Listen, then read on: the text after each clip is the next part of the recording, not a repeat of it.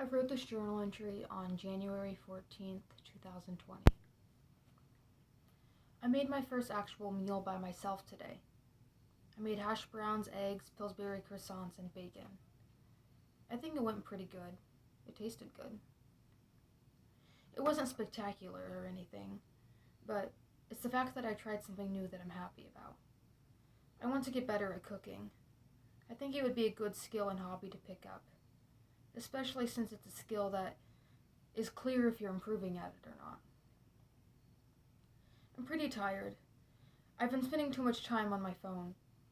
Maybe I should start putting restrictions on my social media time again. I'm still not feeling particularly enthusiastic about my life. I'm not quite sure what caused this slight decline in my mental health.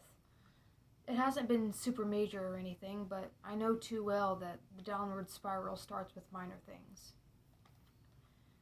I think I need to take some time to figure out if there is a noticeable cause to this slight decline of my mental health. I don't want to keep going down this slide. I've worked too hard to climb to the top. I chose this journal entry to read because I noticed some similarities between now and then, or rather like opposites actually, but similar subjects. So I talk about wanting to pick up cooking, and I didn't really do it much back then, if I'm honest. Whereas now I do. I do it a lot now, and if I say so myself, I'm not bad, especially for someone who doesn't do it a lot. And I've been improving on it and trying new things with it. Today I made this garlic parmesan linguine that was just, especially for a first time. I also am on a social media break. I talk about doing that. And I spend a lot less time on my phone these days, even when I do have social media, than I did back then. But I'm also just on a social media hiatus until the new year. And I have had this feeling lately of being a bit unenthusiastic about my life out of fear that I'm not going to make it. There's a song called Quarter Life Crisis by Taylor Biggett, I think, and it's a pretty relatable song for someone my age, or really it could be anyone.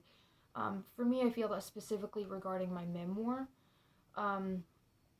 there's this fear that if I don't make it, I won't succeed, and there's just a lot of fears about my memoir.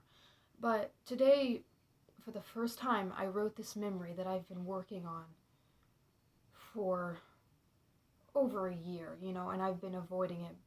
And I've been not trying to, but I have been. Like, I'll write right up to that memory and right after it, but I just can't do it because it's the hardest memory of my life. And today, after 1 year, I didn't finish it, but I finally got to the hardest part and passed the hardest part. And that was something that seemed unimaginable a year ago. And so I know that a lot of things seemed unimaginable a year ago and several years ago, 3 to 4 years ago now, that now are like easy, that I know that I can do. And it's just a reminder that, it's that quote from Fantastic Beasts, worrying means you suffer twice. I really do believe that.